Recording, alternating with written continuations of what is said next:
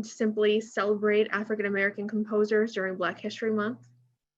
It means that we have to connect meaningfully with communities to build lasting relationships that aren't merely about audience numbers, but that we think about the whole of the ways in which our institutions operate, that often and unwittingly center certain identities and experiences and marginalize others. And so we're happy to begin to take some questions about what this moment means for the arts and culture now, how you might take up the mantle of this work in your own institution or build on existing work in your institution as you think about the ways we begin to dismantle this power arrangement. Great. Thank you so much, Nina and Derrick. Really appreciate all of your knowledge and this fabulous first step, and excited to continue this work with you both. We have one, our first question was pre-submitted. Are there any strategies you would recommend for organizations with an all or mostly volunteer staff looking to elevate BIPOC to leadership positions or recruiting BIPOC to their board?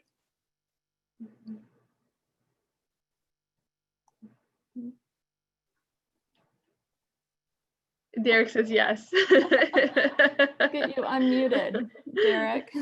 I said yes, thank you. I think so. I think it's unfortunate that we don't have a lot more time to have this conversation right now, but I'm sure Nina and I both have thoughts. The first thing I want to say is that one of the reasons that it's difficult to find folks to be on boards and to keep folks of color who are qualified on boards is that we don't develop strategies for anti-racism in our institutions at a very fundamental level.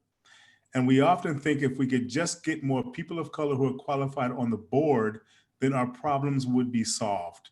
I have served on many boards.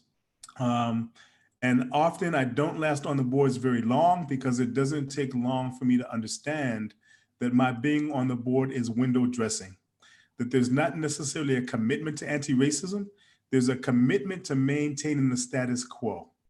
If you want to have people ascend to the board and stay on the board, then you have to have strategies that can hold a person's presence on that board. There's no point in having people of color on the board if you're going to have them on the board and not pay attention to what they bring to that board. And if there's not a fundamental understanding of the need for anti-racist policies, procedures, and programs in your institution, there is no reason to have that representation on the board.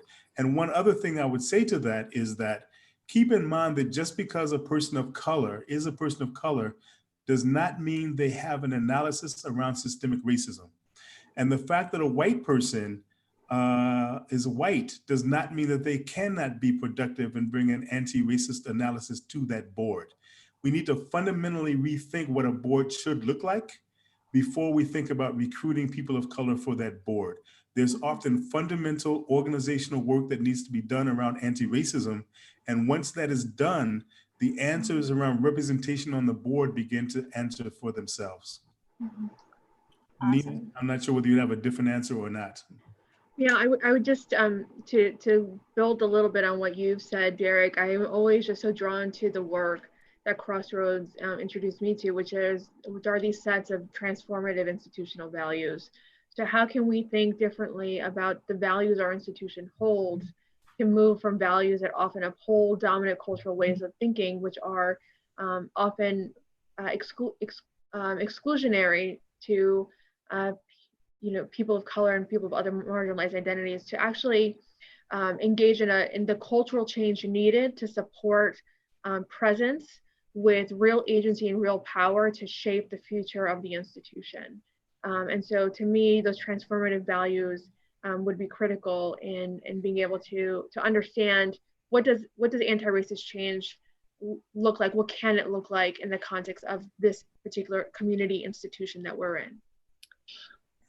Great, a question kind of related to that. What are some ways an institution can change its mindset in order to best offer opportunities for people of color without falling into the trap of well-intended misuse of power? examples, casting decisions, financial aid, hiring practices, etc. Mm-hmm. I would say the answer is very similar. Get down to the fundamentals.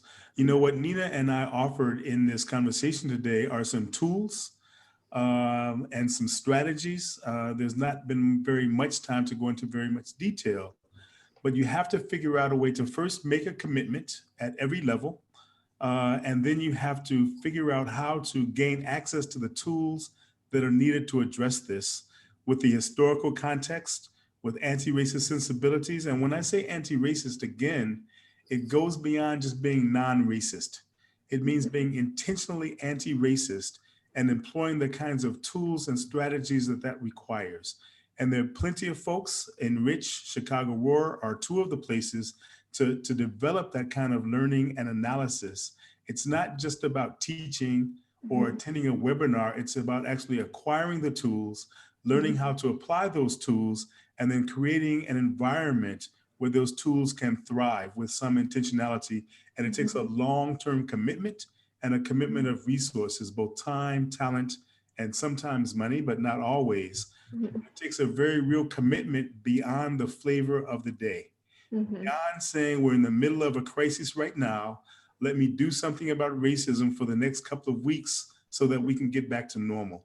It takes a fundamental transformation and some intentionality around that transformation in order for any of these things to happen. And then all of these questions will come out of that deepening analysis and institutionalizing those anti-racist practices and procedures. Yeah, and I think that part of what can make that challenging and seems daunting and inaccessible to people is that, and it's no accident, as I said earlier, we're all, steeped within the system. We all have been brought into certain ways of being and thinking that that make it easy to overlook that young African-American man in the painting that Titus showed in the video, right? So we have these ways of not seeing that are have been developed over time and have been developed intentionally. So sometimes we don't even know what questions we should be asking ourselves, right, in this process. And that is, I want to acknowledge that. We don't always know what questions we should even be asking ourselves. How do I even know?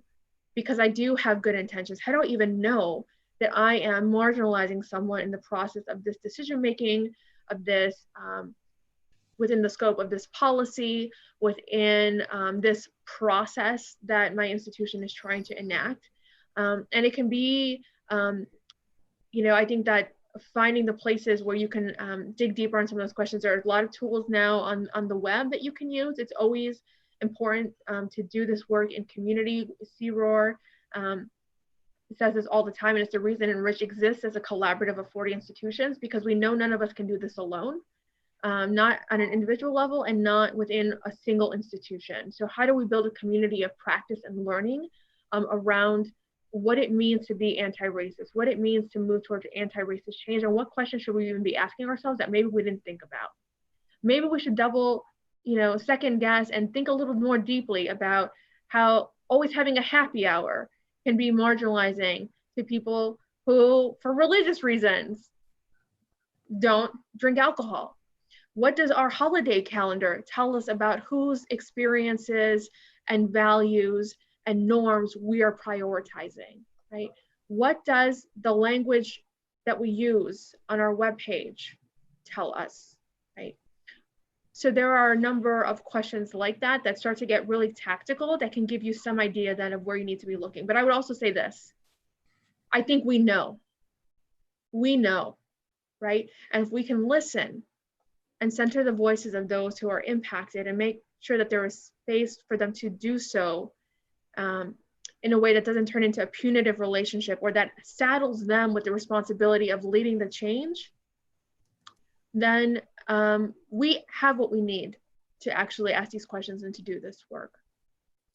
Yeah, I want to actually get to some resources from both of you of how people can continue to engage with Enrich's work and Chicago ROAR's work. Two more questions before we get to that. As an arts leader with identities in the center, is it even my place to lead this change in my organization? How can I do this with accountability? Yeah, it is everyone's place to do this. The suggestion, one of the fears around engaging in this work is that if we have centered identities, we have been taught to believe that it's a zero-sum game. That if I'm going to allow myself and my institution to be accountable, where will I end up? Does that mean there's not a place for me? And the reality is that the suggestion in that question would indicate that dismantling systemic racism is the work of people of color to do. And what it really means is that if you are a leader in the arts in your organization with centered identities, what that means is that you have a lot of power. You have a lot of power. And the question becomes, how do you use that power to create equanimity for people who don't have that kind of power? How do you use your power to create the kind of access? How do you use that power to create an institution that has space and can listen and can provide that kind of access and power to people who don't have the institutional power that you have? And there are all kinds of ways to do that. There are also, as Nina said, there are also very real structural reasons why that is difficult. But and I think the answer to the question is what Nina just said. You know what to do. You know that if you have power in that institution, that you have ways that you can give access to that power to others who don't have it. And it can be a scary and lonely place. And that's why I think Nina's point about building community is so powerful.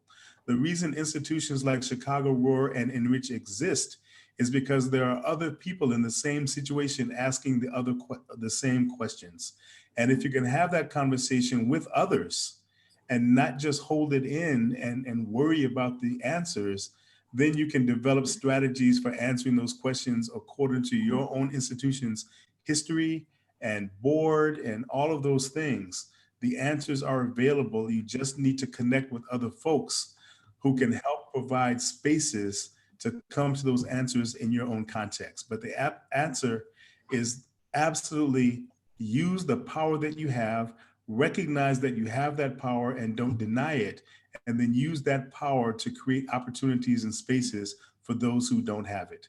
But you've got to figure out how to be accountable to anti-racist communities of color and then exercise that power. Yeah, absolutely. I think that's just such an important point. I can't make enough. Our accountability in this work, even in the community of Enrich Chicago, is not to one another. It's not to our institutions. It's definitely not to our donors and our board of directors. Our accountability is to the community of color here in Chicago, right? And that's a shift we have to make. And there is an inherent, we need to deal with our risk aversion. We need to dispense with the idea that any of us can be expert at this. If you come at this work saying we're going to be an expert and lead, you know what? Stop and start again. That's not possible. And needing to enter into this work with great care, but also willingness to take risks and fail and learn and take the lead of people of color. Yeah, and can I just say one thing that it does not mean is partnering with an organization of color and thinking that that partnership is going to answer the question. Because if you don't take into consideration questions of power and history, that collaboration is going to have power dynamics that will cause nothing but more pain. And that doesn't necessarily mean not partnering with other organizations, but it means doing it with an analysis of power and an understanding of how systemic racism works. And that should be thought through very carefully before even thinking about a partnership. But because a partnership without accountability is nothing but abusive in most cases. There are a couple questions that are similar, one from a small community theater that is working in a predominantly white community, and one from a small podcast company asking about how to kind of bridge the gap and create more spaces for people of color within their theater or within their company, but in a way that isn't tokenizing. How do you recruit people more diversely and in a way that is equitable and breaks down these power structures? Nina, you want to start? Yeah, I think the first, I like to start with asking yourself, what do you need to stop doing?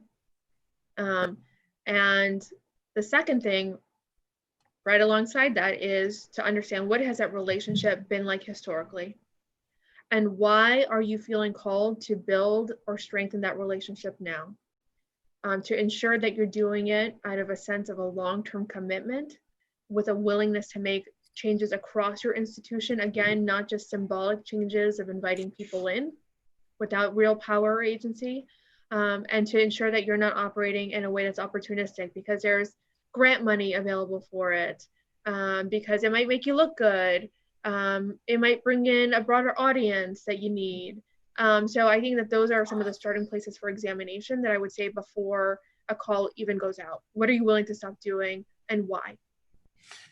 You know, can I also say that when questions about creating more space for people of color in my institution comes up, I always like to start by saying, you do not have to have people of color present to be anti-racist. Because if you have an all-white institution, a small white theater, or you're in a community where there are not many people of color, or you think there are not many people of color, the problem with recruiting more people of color is that the expectation is that, one, people of color will teach us how to become anti-racist, which puts even more burden on those people of color. And it also means that, as you said, the tokenizing is not the only problem. The real problem is that you bring those people of color in with the notion that they will teach us, and you're not necessarily in a position to be taught or to learn or to listen, because again, bringing in people of color without being accountable to those people and communities of color that you're bringing in can be highly problematic. So we want to start there by understanding that if there are no people of color around, there are all kinds of ways to exercise anti-racism, even among white people, because it is not the job of people of color to teach white folks how to become anti-racist. Now, having said that, I do think representation is important, and everything that Nina said comes in after that. But first, why do we want to bring in more people of color? Is it for more faces on our brochure? Is it because we feel it's something that we need to do? Or are we really ready to become an anti-racist theater company or music ensemble or whatever it is we're trying to do? We need to have that conversation first. And then there are all kinds of ways we can practice and engage in techniques to do what Nina has suggested. Great. And for folks who are wanting to continue with additional trainings and workshops, obviously, as you've both said, this is a very short webinar. We don't have time to get into all of the nuances, all of this. Where should people be going? How can they connect with the work that you're doing? Chicago Roar is easy. CROAR, info@croar.org, and our website is croar.org. You can contact us. My name is Derrick Dawson. Send us an email and we'd be happy to have a conversation about how we might be able to support you. And Enrich Chicago's website is updated right with our upcoming events. Given the circumstances, they're all virtual at this time, but there are a number of open spaces for dropping in and learning and affinity spaces, as well as some webinar-based workshopping that we do, both on our own and in partnership with CROAR. Again, this was a 90-minute fast version where we get nowhere close to solving racism, but with CROAR, we often do a 2.5-day workshop, which also gets us nowhere close to solving racism. But we welcome you at any of those spaces. And enrichshy.org. And obviously, contact Casey and she will know how to get in touch with us also. Yes. Absolutely. Thank you both so much for, again, all of your knowledge and for being with us today. Arts Alliance Illinois obviously is a statewide organization. We're a proud member partner of Enrich Chicago. We are going to be continuing this work as well. And actually, when you jump off of this webinar, you're going to get a short survey. And part of that will ask if you want to be a part of our continuing anti-racism learning group. This is work that we're also working on internally, something that we're thinking about in terms of our membership model and our policy agenda setting process and how those things can be reformed to be more in line with this anti-racism work and these values that we hold. So obviously Nina and Derrick are a little more Chicago focused, but we'll be partnering with Enrich Chicago to have that conversation ongoing. So please let us know if you're not on this Zoom, if you're on YouTube or Facebook and want to get in on that, you can email me at smith@artsalliance.org. Uh-oh, I gave my email in public. Here we go. Bring it on. We will definitely add you to the list. And that's really a space for us to continue learning together, share resources, provide some accountability, provide some community for this work as we continue to do it over the next months and years and for the rest of our lives. Casey, can I also add really quickly that Chicago CROAR also has partners and programs in Springfield and in St. Louis. So we are all in Illinois. So let us know if you're in those areas and you need support. We are present there. Fabulous, fabulous. One other thing, if you're on Facebook, Illinois Arts Action Network is our group. That's IL Arts Action Network. You can also head there for not just for anti-racism resources, but also to follow our advocacy and policy updates from Jonathan, our policy expert, and get calls to action that we have as we're fighting for the sector on all fronts here, as we do have a multi-crisis situation that we're all living through. So with that, again, if you didn't get your question answered, I'm sorry. There was so many. This will continue. This is not the end. We're going to keep doing this programming because this is vital. This is important. Thank you again so much to Nina and Derrick. Thank you so much for your work that you are doing day in, day out. Thank you to Sydney from the beginning. Thank you to Dimmy, our stalwart tech aficionado. Nina, Derrick, any final words of wisdom for us? No, it's good being with you all. We appreciate the work that you're doing and keep up the good work. You can also find Chicago CROAR on Facebook. ROAR. Thank you. Perfect. Yeah, thanks for having us. You know, I keep thinking about how this is a pandemic and we're also talking about the pandemic before the pandemic. And I'm excited by what is a building momentum that we've been experiencing through our work with Enrich Chicago over the past couple of years, and in particular the last couple of weeks, to seize upon this moment to take down systems that have shown just how weak they are and how inadequate they are. Amen. So onward. Yes. Absolutely. Thank you all for joining us. Please stay tuned, stay strong, stay safe, and we'll be seeing you more soon. Thanks. Bye.